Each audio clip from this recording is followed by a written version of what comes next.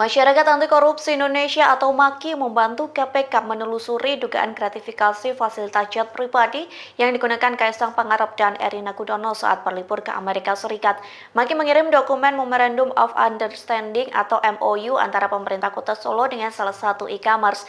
Adapun jet pribadi yang ditunggangi Kaisang dimiliki oleh perusahaan yang masih satu naungan dengan e-commerce tersebut. Dikutip dari Kompas.com, hal itu disampaikan oleh Koordinator MAKI Boyamin Saiman yang mengatakan MOU dengan e-commerce tersebut telah ditandatangani langsung oleh Gibran Rakabuming Raka saat menjabat sebagai Wali Kota Solo.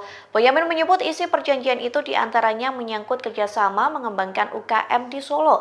Salah satu bentuknya yakni keberadaan Garena Gaming yang memiliki kantor di atas lahan milik Pemkot Solo yakni Solo Technopark. Di sisi lain, Boyamin menyebut anak, istri, dan adik penyelenggara negara termasuk dalam kategori yang dilarang menerima gratifikasi.